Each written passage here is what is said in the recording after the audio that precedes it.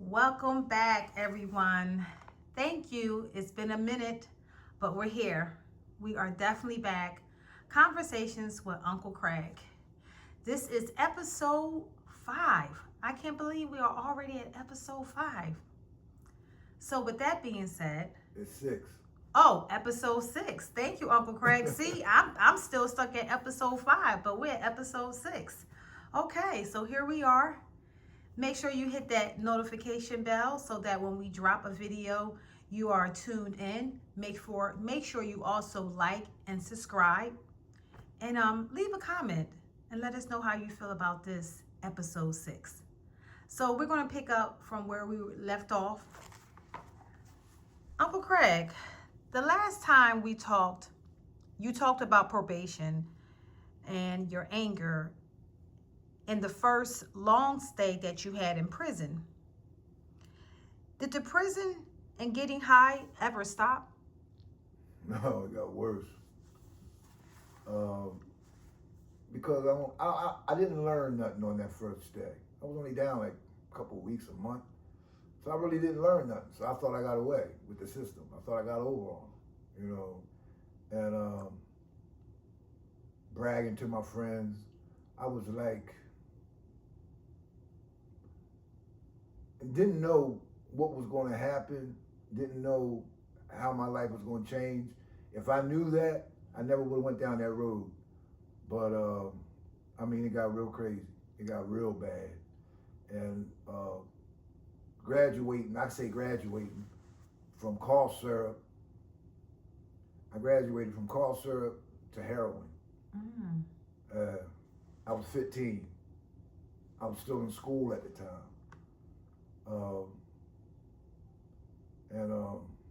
I'm trying to deal with school. I'm trying to hide it from my mother. I'm trying to hide it from friends. Some of the guys in the neighborhood, they knew what I was doing because they was doing it. Oh. Okay. I come from a neighborhood down the way. We call it the Bottom. And this is in Philadelphia? West Philly. West Philly. Right. They call it the Bottom. Anything from 40th Street on down to Schuylkill River, 31st Street, 30th Street. And that whole area. I grew up around that area, and I seen so many guys die of drug overdoses.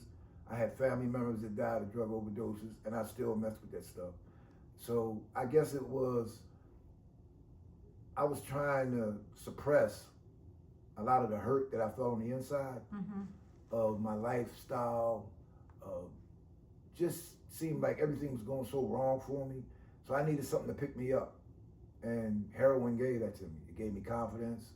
It gave me self-assurance. Okay, I did things that I never did before, as far as taking challenges to do something. I was pretty much an introverted person to a certain extent growing up. So when it came to be around girls, I would freeze up at times, or I would be shy and this and that. It gave me confidence to talk to them at parties. It gave me confidence to be around friends. It gave me confidence when I was in school at the time to raise my hand, and Doing drugs. doing drugs. I used to go to school high every day. And that's how you was able to function. That's how I was able to, I was functioning going to school, just like a person can have a job and function. They call us functioning addicts. Okay, until it really gets to the point where it just destroys you.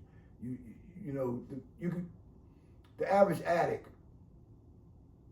can masquerade his behavior to a certain extent, but eventually, friends, family, everybody, it comes out, because you're not going up, you're degressing. You're not progressing, you're degressing. So at first it starts with your attitude, then it starts with the way you dress, then it starts with you being lazy or laying around all the time. But see, if a person, like my mom, she didn't know what to look for. She didn't know the signs. Okay, so I got away with it for years. She didn't know I was sticking a needle in my arm. And what age was this? 15. One night, I used to party down North Philly, because North Philly had the parties back in the 70s.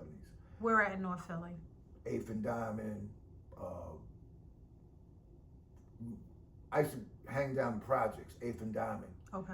Okay, and then we would go to parties like they would have a party at up on Broad Street. Temple University would rent the halls out that they had. So we would go to Mittens Hall to a party.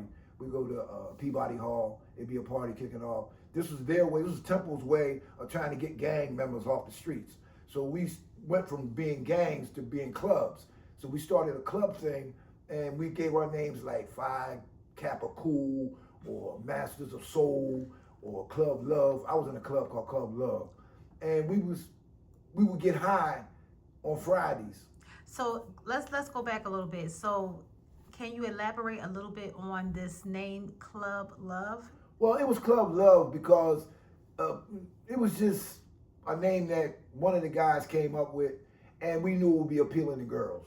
Okay, so it would be appealing. Because girls had their clubs, and they had Club Sex and Club Fada by Dolly, Doll Babies and all this.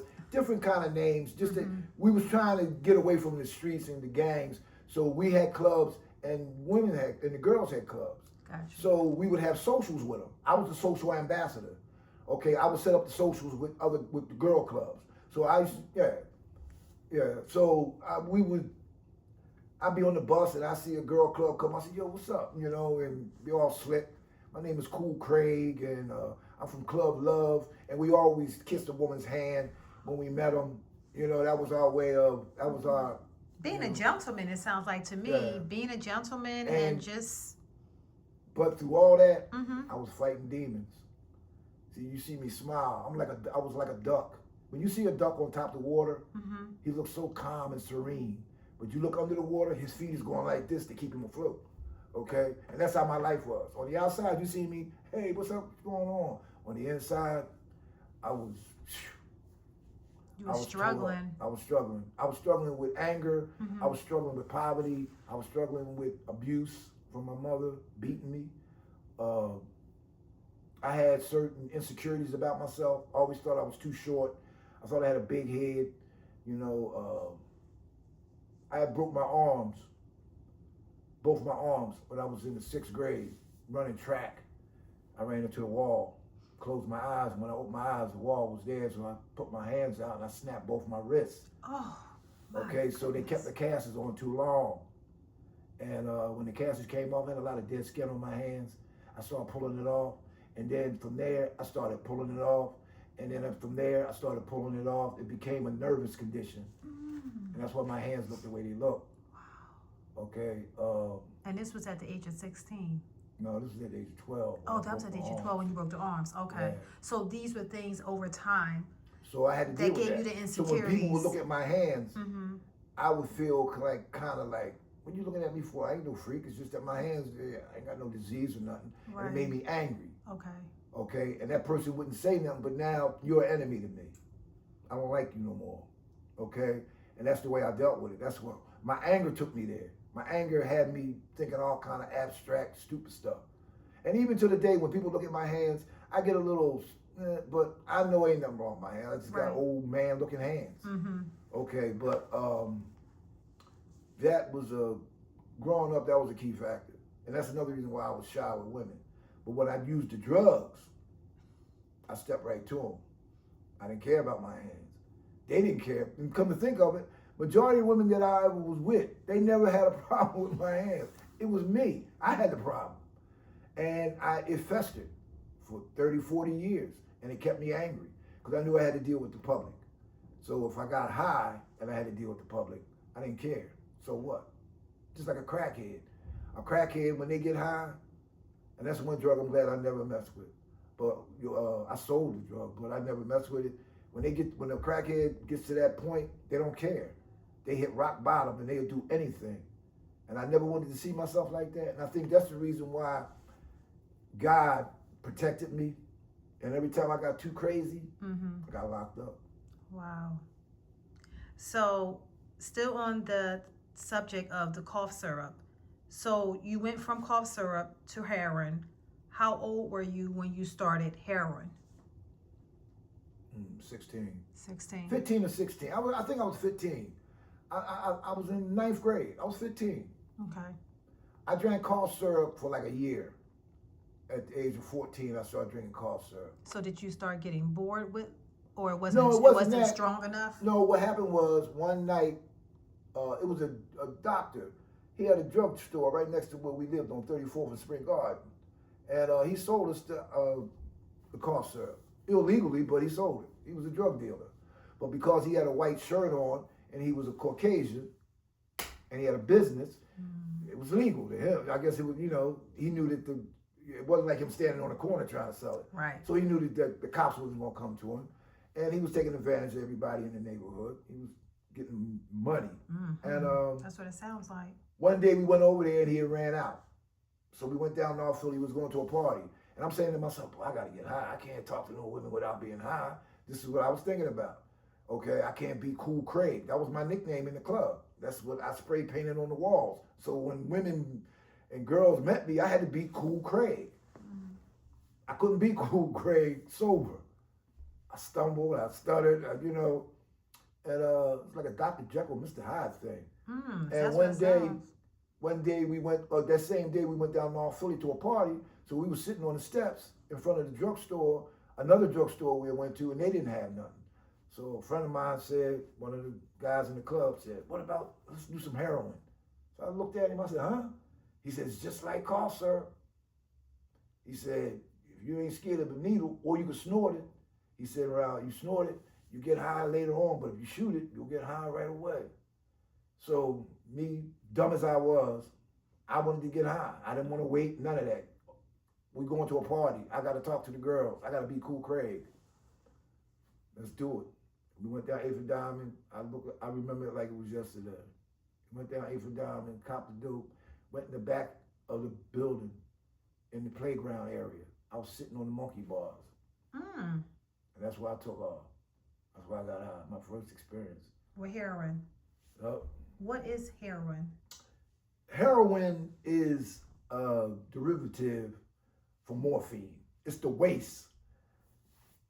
If you cook heroin and all that stuff that bubbles on top when they're making morphine, you scrape all that off, that's heroin, the waste. The waste. And it's 100% pure, and it can kill you. A needlehead can kill you, a pure heroin. That's how potent it is. So it comes from the poppy seed. Okay. Okay, and the United States got all that stuff in. And because they got to keep control of the people. The only way you can keep control of the people is you got to have half of them all doped up. That's why if they didn't want drugs to come in this country, okay, if they could stop a person from coming in this country, we're not talking about the border and all that. I'm talking about if they was looking for somebody that ran from another country and was coming over here, they would get him. Okay, they could stop a stamp from being brought in this country illegally if they want to. And you mean to tell me that they can't stop tons of heroin, tons of cocaine from coming into the country? The reason why it comes into the country is because they have to keep the people doped up, because you got people that like getting high.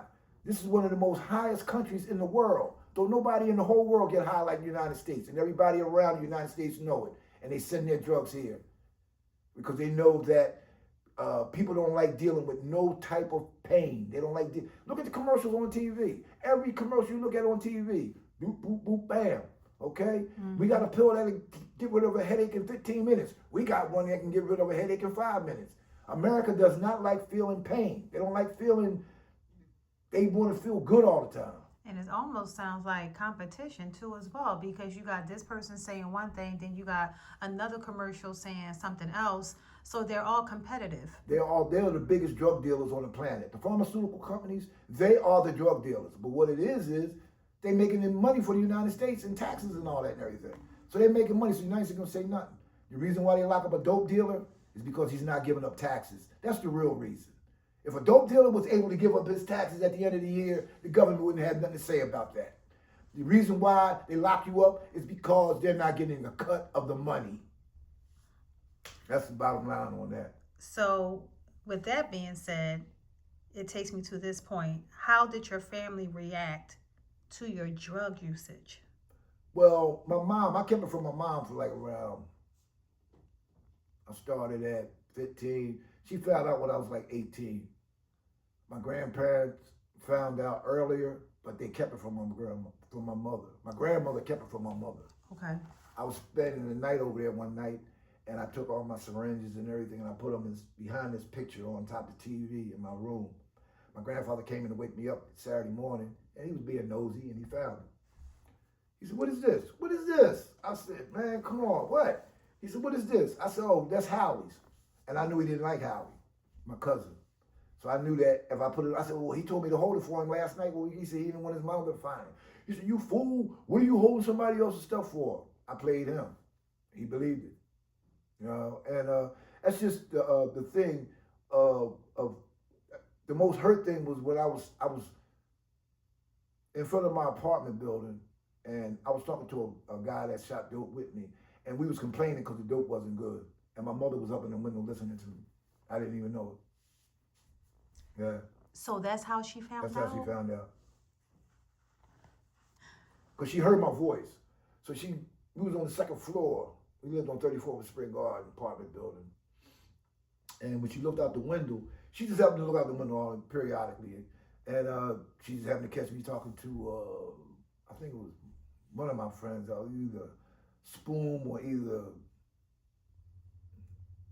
Fish. It was Fish. Okay. And we was talking, and I said, "Man, I ain't feel that, man." He said, "Yeah, I ain't either, man." He said, "Let's go around and get our money back." And we stayed talking. My mom was steady listening to me. And she didn't say nothing. She didn't say nothing. I came in the house that night, she didn't say nothing. And then, this is after a couple of years of usage. Now, I'm going to jail now. I'm going to jail. Okay, at 15. In between these times. In between these times, from the age of 15 to like 18, still a juvenile at 17. I was still going to jail back and forth, juvenile facilities.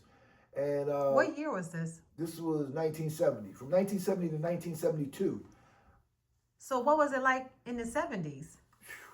Boy, everybody, I wish I could go back there, minus the drugs.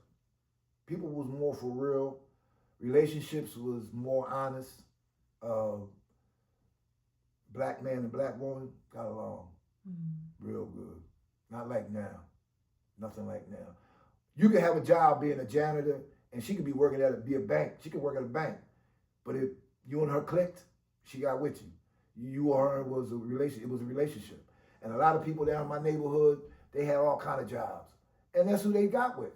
They wasn't trying to look for no $1 million guy making six figures and all that, because they knew that was not real. Okay, so I'm going to make do with what I got right here.